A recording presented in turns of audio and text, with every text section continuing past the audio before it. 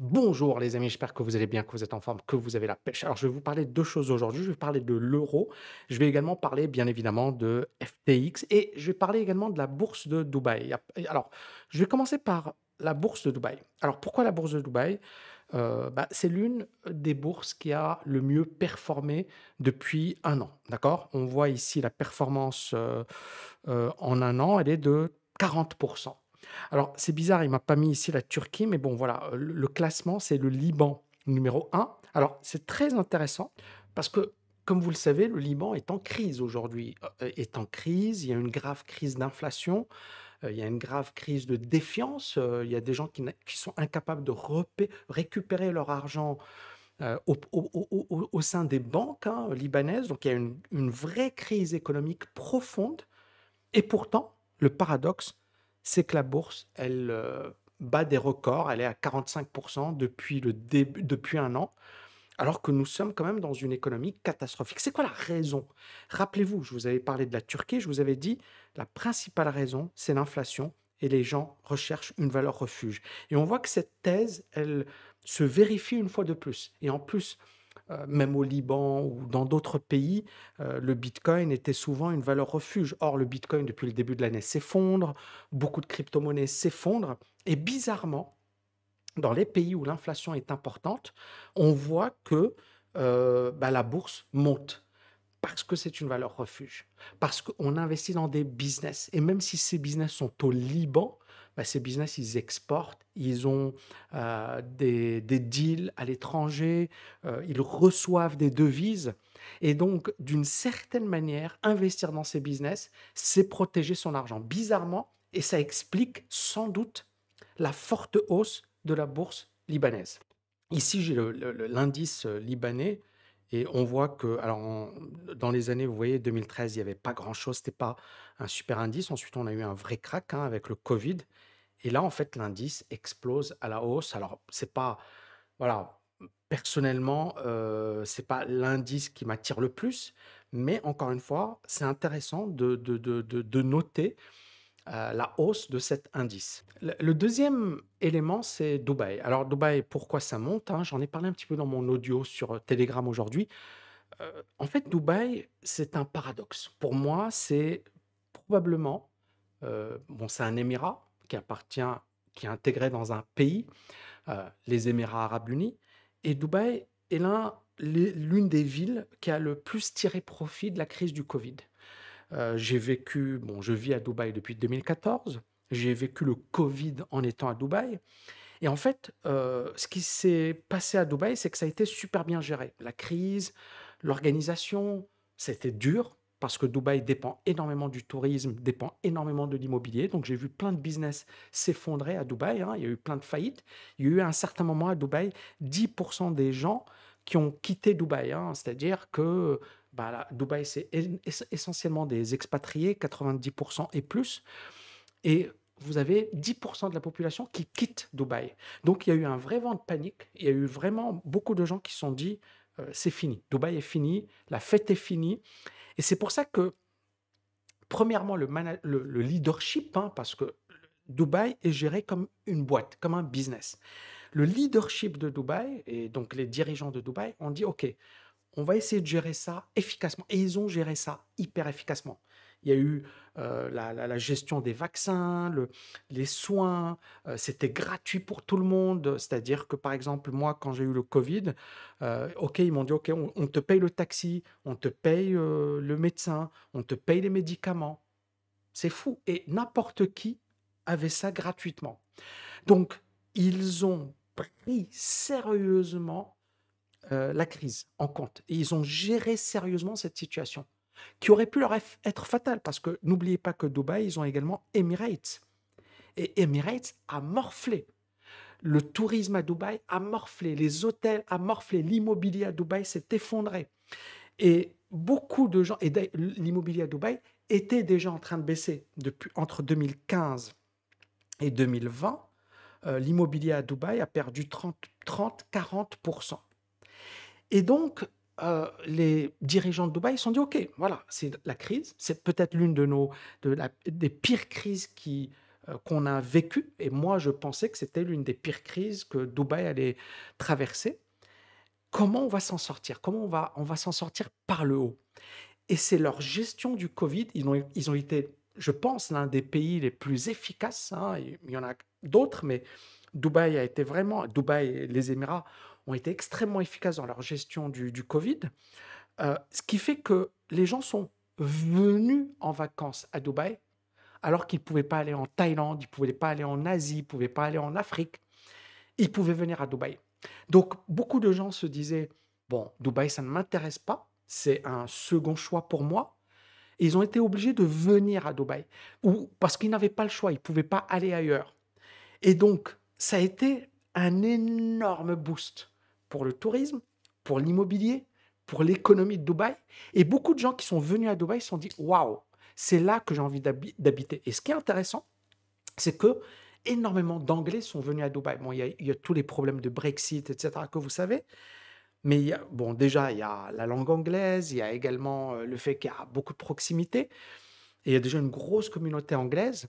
Et donc beaucoup de gens, avec le Covid, ils se sont dit: «Ah, pourquoi habiter à Londres? Il fait nuit à 4 heures de l'après-midi, c'est cher». Dubaï n'était pas cher à l'époque. Donc beaucoup de gens se sont dit: «Bah, il vaut mieux aller à Dubaï». Les hôtels, tout était bradé à Dubaï, c'était bon marché. Et donc beaucoup de gens sont venus à Dubaï et au départ, on avait juste, voilà, des gens qui n'avaient pas les moyens et ensuite on a eu les gros bonnets. Moi, je me souviens, le papa de la copine de ma fille, c'est un russe, mais anglais, hein. Je pense qu'il est né en Angleterre, il parle super bien anglais et il bosse dans la finance. Et le mec, il m'a dit: «Voilà, moi j'avais mon fonds à Londres et je me suis installé à Dubaï, j'ai pas besoin d'être». Et donc famille, relocalisation, c'était avant le conflit, hein. Je me souviens, je l'avais vu en décembre 2021, donc on était avant, l'éclatement, la guerre et cetera. Et ensuite, cette population, beaucoup de Russes sont venus à Dubaï, beaucoup d'Ukrainiens et ça a propulsé le marché à la hausse. Maintenant, est-ce que moi j'ai beaucoup acheté d'immobilier pendant la crise. C'est-à-dire que quand le marché à Dubaï a baissé, j'ai acheté mon bureau, j'ai acheté de l'immobilier sur la Palme, j'ai fait mes courses. Quand tout le monde disait: «C'est la fin du monde, c'est attention, au secours», et moi j'ai compris que, premièrement, j'avais confiance dans Dubaï parce que j'avais pas anticipé ce qui allait arriver, honnêtement. Mais comme j'habite depuis 2014 à Dubaï et que je kiffe cette ville, je me suis dit: «En fait, ils ont tout compris. Ils ont tout compris à l'économie moderne, ils vont attirer les cerveaux». Et bizarrement, c'était ma vision des choses, hein, parce qu'encore une fois, je pense que dans les francophones, visibles, je pense que je suis l'un des premiers à m'être installé à Dubaï. Et honnêtement, bien avant les influenceurs et compagnie, c'est 2014, hein, je suis arrivé en 2014. Il y avait rien, ou pas, c'était pas aujourd'hui, ce qu'on a aujourd'hui. Bah, il faut savoir que, à l'époque, quand je suis arrivé à Dubaï, j'ai hésité, hein, bien sûr, parce que j'avais plein de préjugés à la con, voilà, comme tout le monde. Et quand je suis allé, j'ai visité les trucs et j'ai été pour, créer ma boîte. Et là, j'ai vu, des gens du monde entier. J'ai vu une propreté, j'ai vu une sécurité absolue. Tu peux sortir à 4 heures du mat, il y a pas de problème. Tu as des magasins qui sont ouverts H24, c'est tout le temps ouvert, tout le temps dynamique. Et là, je me suis dit: «Mais c'est la ville du futur». Puis l'architecture, puis il y a une ambiance. Tu sens que tu es dans le nouveau monde. Et ils ont capitalisé sur ça parce que l'Europe aujourd'hui est en perte de vitesse. Beaucoup de pays, il y a l'insécurité, il y a l'incertitude. Et Dubaï, attention, il y a des gens, ils viennent d'Iran, il y a une grosse population iranienne, Irak, Syrie, Égypte, Inde, bien sûr, Pakistan. Donc, rien qu'autour de Dubaï, il y a une énorme population, il y a 2 milliards. Donc, et Dubaï, par exemple, il y a beaucoup d'Indiens. C'est la communauté numéro un à Dubaï. On se moque des Indiens et les ouvriers, mais il y a les milliardaires, c'est des Indiens. C'est ça le truc. C'est que les gens sont, oui, non, non, les plus gros riches à Dubaï, c'est des Indiens. Ils explosent tout le monde. Donc, il faut vraiment comprendre que Dubaï a tout fait pour attirer ces gens-là. Et ces gens-là, l'Inde, c'est juste à côté. Bah, ils préfèrent habiter à Dubaï ou alors les milliardaires, ils se disent, OK, j'ai... Et c'est pour ça que j'ai acheté dans l'immobilier à Dubaï. Je ne l'ai pas acheté par hasard ou parce que c'est sympa. Je me suis dit, c'est le hub de demain. C'est là où on va avoir les gros bonnets qui vont venir. C'est là où, en fait, c'est la ville qui a compris que on allait avoir beaucoup d'incertitudes, beaucoup d'insécurité, beaucoup de clash, hein, parce que, encore une fois, ce qui se passe en Europe, moi, quand j'ai quitté la France en 2010, je l'avais anticipé. Déjà, à l'époque, c'était la merde.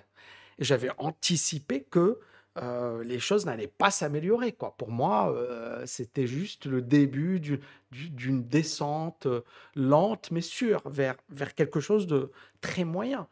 Et puis, voilà, je sais pas, j'étais prof, t'étais pas respecté comme prof, t'avais un salaire de misère.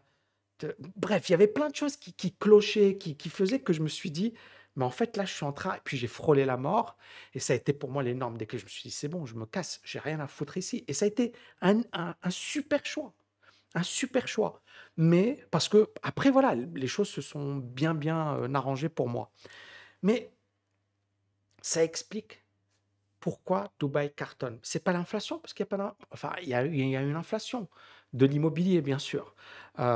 Mais c'est pas une inflation comme on a ailleurs, parce que voilà, le pétrole, il y a quand même du pétrole, ils augmentent les prix du pétrole, mais bon, je pense que c'est différent de ce qui se passe ailleurs. Et surtout, euh, ils ont attiré et continuent d'attirer. Et justement, Dubaï, là, regardez, ils veulent 123 milliards de dollars de tourisme en 2031, d'accord? Donc, c'est pas des petits montants, hein. Aujourd'hui, il y a des pays qui ne produisent pas ça, d'accord? Donc, c'est des gros montants.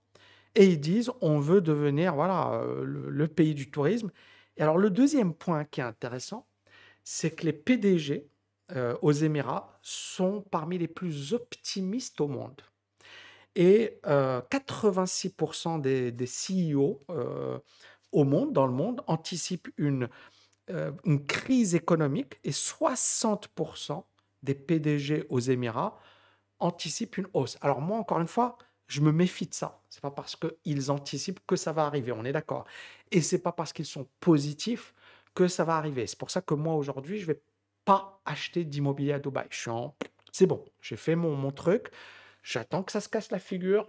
Si ça se casse la figure, ce sera, si ça continue de monter, je suis déjà positionné. C'est très bien. Vous voyez ce que je veux dire? J'ai fait mes courses en matière d'immobilier. C'est bon. Maintenant, c'est si ça se casse la figure et qu'on a ce que j'ai vécu, parce que moi, j'ai visité plein de biens immobiliers 2018, 2017, j'étais là à me dire, mais c'est pas possible. Mais il y avait que des bonnes affaires. C'était festival. C'était des penthouses à que dalle. Et les gens, ils voulaient juste vendre. Et c'est là où euh, il y avait des opportunités en or. Est-ce qu'on va avoir la même chose à l'avenir? J'en doute. Pourquoi? Parce qu'à l'époque, Dubaï n'avait pas le succès qu'elle a aujourd'hui. C'est-à-dire que quand moi j'ai commencé à visiter, les gens ils s'en foutaient de Dubaï. C'était clairement pas leur priorité. Et le marché immobilier à Dubaï est baissé. Tout le monde, voilà, il y avait plein de productions, plein d'offres. Et donc les gens, ils étaient un peu perdus. C'est-à-dire, est-ce que c'est tenable? Est-ce que si l'offre, elle est largement supérieure à la demande, est-ce que les prix vont tenir? Et non, les prix ont baissé à Dubaï. Mais, encore une fois, quand je suis arrivé, on devait être 2,2 millions d'habitants. Aujourd'hui, on parle d'environ 4 millions, on parle 3,4 millions, donc il y a eu plus d'un million d'habitants en plus. Et on parle de 4 millions, on parle d'environ, voilà, presque 1 million de touristes par jour. Les destinations, les top destinations, c'est ça. D'accord? On a un peu des États-Unis, Europe, JCC, Arabie Saoudite, MENA, Afrique, l'Asie. D'accord? D'ailleurs, voilà. Arabie Saoudite numéro 1, l'Inde numéro 2, la Russie numéro 3, UK numéro 4, Oman, USA, Germany. La France n'arrive qu'en 9e position, hein, et l'Iran numéro 10. Donc on a vraiment une stratégie qui a porté ses fruits. Et moi, je vous le dis, il y a beaucoup de gens qui ne connaissent pas Dubaï, donc ils jugent, oui, mais ouais, voilà, ok. En fait, moi, ce que j'ai adoré à Dubaï, c'est que j'ai trouvé que c'était une ville business. Je dis bien business. Je vais vous donner un exemple. Moi, j'ai créé une école à Dubaï, d'accord, 2014. L'école, je l'ai créée auprès du KHDA, c'est le ministère de l'Éducation nationale de Dubaï. Donc, je dis bien ministère de l'Éducation. Pourquoi? Ça veut dire que c'est public, c'est l'État, d'accord? Donc, normalement, c'est une administration banale. Eh ben, moi, je suis allé dans les locaux du KHDA, je leur ai posé des questions, etc. Mais quand je suis arrivé, est-ce que vous pensez que j'ai fait la queue comme dans toute administration, je me suis fait chier comme dans toute administration? En fait, non. Il y a des gens qui sont venus, qui nous ont accueillis. Bonjour, installez-vous. Il y avait des tables, des fauteuils. Est-ce que vous voulez manger? Est-ce que vous voulez un sandwich? Est-ce que vous voulez une limonade? Est-ce que vous voulez un jus? Est-ce que vous voulez une glace? Et là, moi, j'étais avec ma femme et je regardais, je me disais, est-ce que je suis dans une administration ou qu'est-ce qui se passe? Je comprends pas. Donc voilà, après, il y a une personne qui vient, qui s'installe à côté de nous, c'est-à-dire il y a plusieurs tables et vous avez des conseillers, ils viennent vers vous, ils s'installent avec vous et en même temps, si tu veux manger, si tu veux un café, ils t'amènent ça. Déjà, je me suis dit, ouais, il y a un truc. C'était en 2014, c'est pas aujourd'hui, c'est en 2014. Donc déjà, je commençais à me dire, mais il y a un truc bizarre, quoi. J'ai jamais vu ça de ma vie. Où que tu ailles dans le monde, t'as jamais ça. Et là, déjà, je me suis. Alors, et à la fin, ils m'ont remis un jeton. Ils m'ont dit, OK, c'est un jeton pour nous noter. Si tu es content, pas content, etc. Et effectivement, tu pouvais voter. Est-ce que je suis satisfait, pas satisfait? Et là, je me suis dit, il y a un truc qui cloche ici. On m'a parlé de, voilà, voter, démocratie, de trucs machin. Et en fait, là, tu as un gouvernement, genre même dans les meilleures démocraties au monde, t'as pas ça. Et donc, je sais que c'est choquant ce que je dis, mais en même temps, comment dirais-je, ça m'a réveillé. Je me suis dit, mais pourquoi et comment ils gèrent leur pays? Et là, je me suis dit, mais c'est incroyable. Et alors, au départ, KHDA, je payais zéro, bien sûr. Ah oui, bien sûr. Puis, 2, 3 ans après, ah ben là, je pense que je paye 20 000 ou 25 000 AED par an pour la licence. Mais c'est assez marrant parce que tout ça, c'était gratuit au départ. Et après, c'est normal. Mais c'est normal que je paye. C'est normal parce que quelque part, il y a un service, il y a une administration, etc. Eh ben, c'est des petits détails comme ça qui ont fait que je me suis dit, mais cette ville, c'est la ville du futur. J'ai jamais vu ça ailleurs. Alors bien sûr, aujourd'hui, il y a beaucoup de monde, la qualité de service n'est pas aussi bonne qu'avant, il y a un peu trop de bling-bling par rapport au moment où je suis arrivé à Dubaï, il y a de nouvelles personnes. Mais bon, voilà, ils avaient un pari, ils veulent que ce soit la ville numéro un. Est-ce qu'ils vont y réussir? En tout cas, moi, pour moi, sur pas mal de plans, cette ville m'impressionne. Et pourquoi elle m'impressionne? Parce que c'est pas du pipeau. Les gars, c'est pas genre on se fout de ta gueule. C'est, allez, tiens, voilà les services.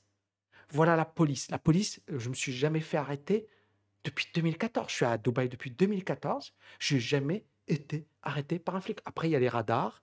Si tu fais le con, tu es flashé, tu reçois ton amende, tu payes ton amende, mais t'as jamais. Et quand tu vas dans les administrations, on va jamais mal te parler, on va jamais mal se comporter, etc.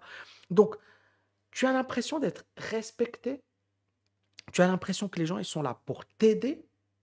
Et ça, ce sentiment, bah, je ne l'ai jamais eu, je ne sais pas moi, des administrations en France, c'est chaud quoi. C'est-à-dire, bon, je ne vais pas critiquer, hein, mais ça n'a rien à voir. Les hôpitaux, alors, j'ai vécu la même chose. J'ai été aux urgences en France. J'ai frôlé la mort en 2009, d'accord? Et j'ai été aux urgences. Et ben, on m'a mis dans une chambre glacée. J'ai dû attendre 4 heures pour que quelqu'un daigne venir, alors que j'avais du sang, etc. Et après, on m'a mis des points de suture et bon, c'était bizarre. Après, on m'a emmené vers une autre clinique. C'était nul. On m'a mis dans une chambre. Il y avait plein de personnes dans cette chambre. Et je me souviens que j'ai chialé ce jour-là parce que le mec, en fait, le médecin, il est arrivé, il m'a annoncé froidement que j'avais une maladie congénitale, que voilà, et après, il s'est cassé. Et là, moi, je me suis dit, qu'est-ce qui se passe? Pourquoi? Et j'ai chialé. Et je m'en souviens encore comme si c'était. En fait, ça m'a dégoûté. Ça m'a dégoûté. Puis à la fin, ils m'ont fait payer, je sais pas, quelque chose comme 1000 balles, alors que c'était pourri. Et que moi, à l'époque, 1000 balles, c'était beaucoup pour moi, pour un service de merde. Dubaï, j'ai été aux urgences. Pas qu'une fois, plusieurs fois. Ok, tu vas dans une chambre VIP. Les médecins, ils sont aux soins, aux petits soins. Ils vont pas te faire patienter 4 heures, 5 heures, 6 heures. Si c'est urgent, genre tu passes très rapidement. Tu as quelqu'un, un infirmier, il vient, il prend les signes vitaux, etc. Ensuite, tu vas dans une chambre. Et donc, et j'ai emmené ma fille, j'ai emmené voilà, des membres de ma famille aux urgences, ma mère également, l'année dernière. Et je peux vous dire que c'est un autre calibre. C'est un autre calibre. Donc, il ne faut pas s'étonner du succès de cette ville parce qu'ils ont mis les moyens. Après, encore une fois, c'est une ville impitoyable. C'est-à-dire que d'un côté, il y a des choses qui sont exceptionnelles. D'un autre côté, tu payes. Tu payes. Tu payes ton assurance, tu payes l'école et tu payes cher l'école. Tu payes différentes charges. C'est pas pour quelqu'un qui gagne moyennement sa vie. C'est pas, premièrement. Deuxièmement, pendant la crise du Covid, parce que j'ai vécu la crise du Covid, il y a plein de petits business qui ont disparu. Il y a plein de business qui ont été ravagés parce qu'il n'y a pas eu des aides de l'État. Et non, non, il y avait des petits trucs, des miettes, hein. Ils n'ont pas aidé les petits business parce que c'est pas leur truc. Donc, clairement, voilà, c'est une économie anglo-saxonne, libérale, très libérale, qui s'assume, d'accord? Mais c'est également une économie qui a compris qu'il y avait un besoin, qu'il y avait une demande pour ce type d'offre. Donc, c'est ça le succès de Dubaï. Et donc, l'avenir, comment il le voit, hein, parce que je vais finir avec ça, je vais faire une autre vidéo sur l'euro, etc. L'avenir, comment ils le voient, c'est très simple. Pour eux, ils veulent devenir la destination numéro un. Ils veulent devenir la Silicon Valley de l'Asie et même du Moyen-Orient, et je dirais même, voilà, et ils peuvent réussir leur pari. Pourquoi? Et c'est très important. Comme je vous l'avais dit, les plus grands milliardaires à Dubaï sont indiens. Voilà, ici, donc je vous ai mis hein, les plus grands milliardaires. Donc, bon, Al Ghurair, je pense qu'il est. On a énormément. Voilà, SUNY Varkey, donc c'est GEMS, hein, School, ils ont 250 écoles, etc. Shetty, il est d'origine indienne. Mickey, voilà, il y a essentiellement Ravi Pillai.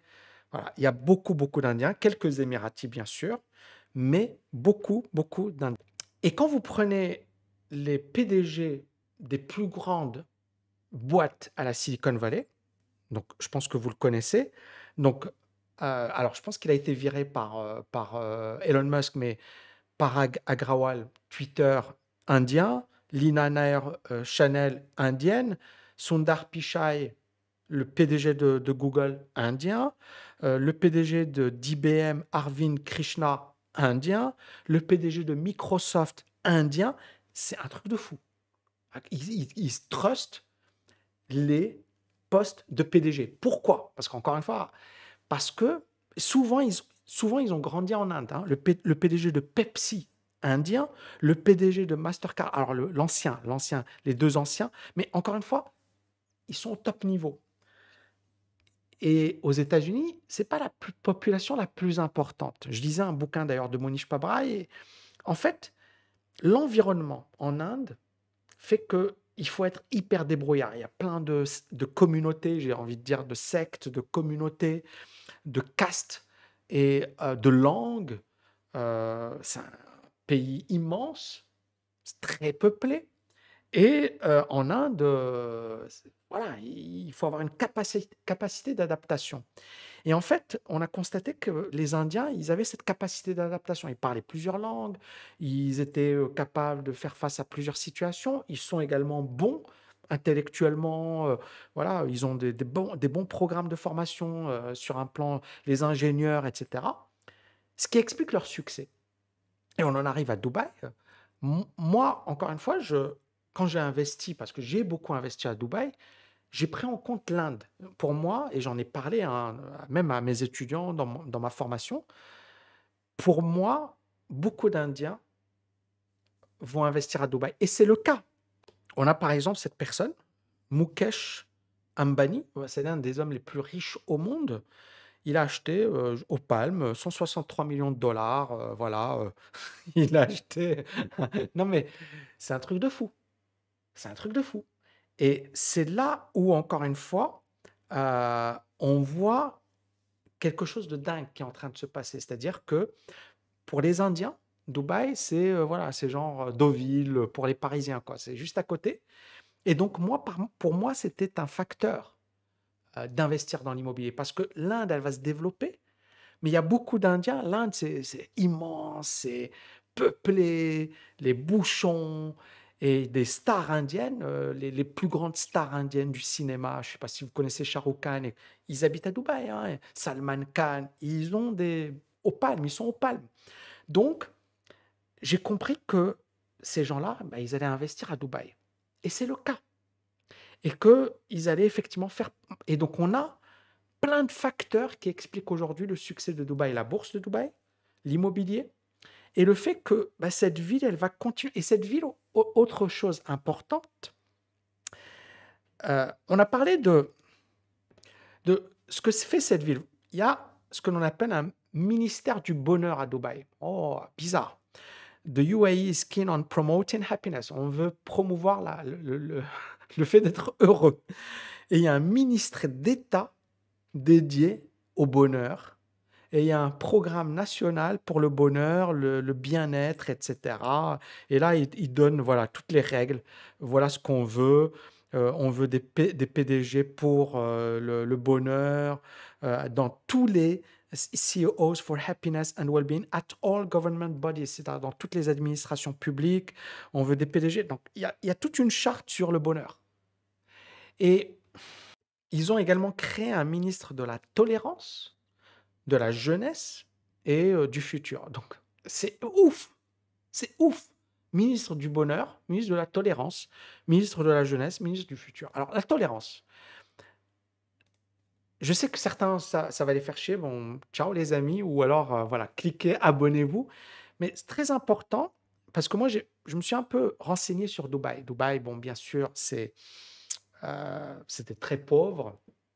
Euh, il y avait des pêcheurs de perles et c'est un peu comme ça qu'ils ont fait leur business. Ensuite, ils ont commencé à faire du business avec les pays aux alentours, avec l'Iran, avec l'Inde, etc. Et quand ils ont trouvé du pétrole, bien sûr, il y a des gens qui sont venus d'Inde, du Pakistan, et on sait que les Indiens et les Pakistanais ne s'aiment pas. Et il y a eu au départ des bagarres entre Indiens et Pakistanais. Et il y a eu dès le départ, donc l'émir de Dubaï a dit, écoutez, vous êtes nos invités, vous êtes nos frères, indiens, pakistanais, et à Dubaï, il n'y a pas de politique. Tu n'importes pas les conflits que vous avez entre vous. À Dubaï, on ne se bat pas. Et donc, en fait, il y a une autre culture à Dubaï. Alors bien sûr, les Indiens, ils n'aiment toujours pas les Pakistanais et inversement. Mais à Dubaï, il y a pas de vous vous battez pas ensemble, vous battez pas, vous ne vous insultez pas et voilà. Et donc, il y a plein de temples, hindouistes, bouddhistes. Il y a également, bon, bien sûr des mosquées, des synagogues maintenant. Je pense qu'il y avait déjà des synagogues, mais là, je pense qu'il y en a plus. Il y a un rabbin qui est venu de New York et donc il y a toutes les communautés. 200 nationalités, et c'est extraordinaire. C'est-à-dire, il y a 90% d'étrangers, tout le monde dit c'est impossible, etc. Et pourtant, tout marche bien. Et c'est quoi le pari? Bah, le pari, c'est que juste qu'il y a des règles. Si tu respectes ces règles, moi, quand je suis arrivé à Dubaï en 2014, j'avais pris un taxi et je lui ai posé la question. Et souvent, encore une fois, vous allez avoir toujours des gens qui sont là à dire, ouais, il y a de l'exploitation à Dubaï, etc. Et j'ai pas dit qu'il n'y avait pas d'exploitation, d'accord? Mais en fait, il faut comprendre une chose, c'est que beaucoup de gens, quand ils bossent, ils sont chauffeurs de taxi, ils nourrissent toute une famille. Quand ils bossent, ils viennent d'Afrique ou ils viennent d'Inde ou ils nourrissent toute une famille. Posez les questions au chauffeur de taxi.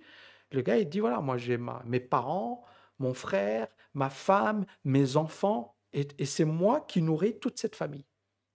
Donc, il y a une vraie raison économique. Ils ne viennent pas là pour faire du tourisme, ils viennent là pour bosser et pour aider leur famille. Et quand je pose la question à pas mal, j'ai posé la question à pas mal de personnes, ils me disent, moi je ne veux pas rentrer dans mon pays, pour l'instant je suis très bien ici.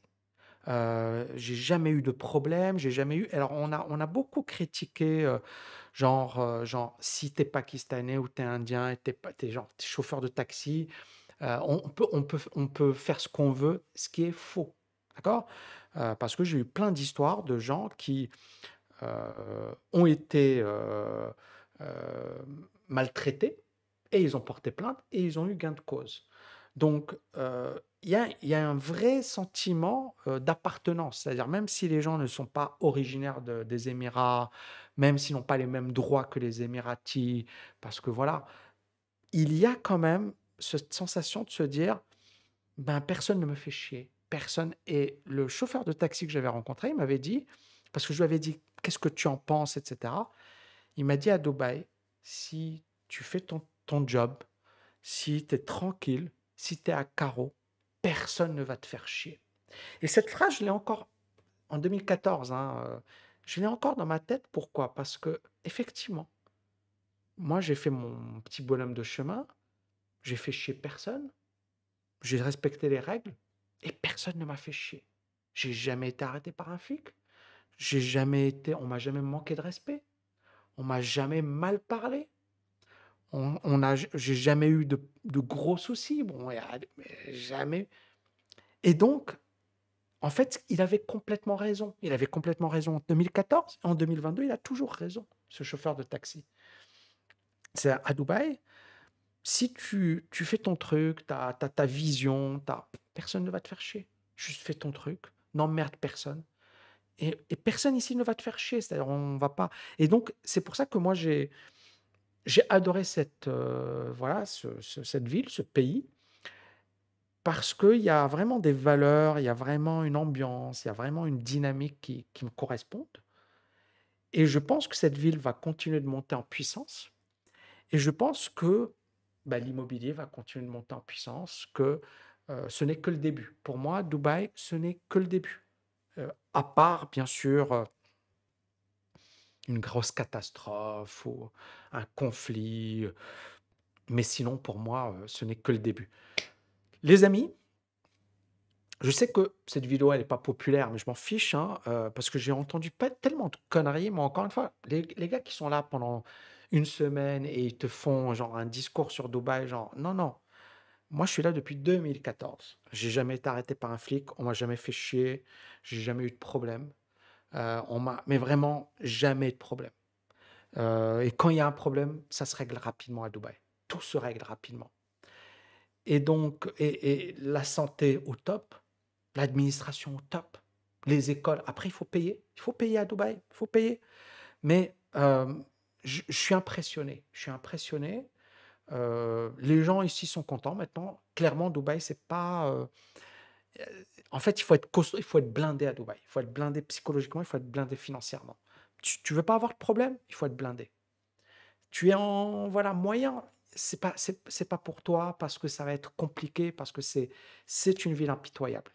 Encore une fois, je j'ai pas envie de vous dire: «Tout est magnifique», tout non, non, non, c'est dur, c'est très dur, mais en même temps, hem, si tu as ce qu'il faut, pour moi, c'est l'avenir. Cette ville, ce n'est que le début, quoi. Merci les amis, je vous dis à bientôt. Ciao, ciao, ciao.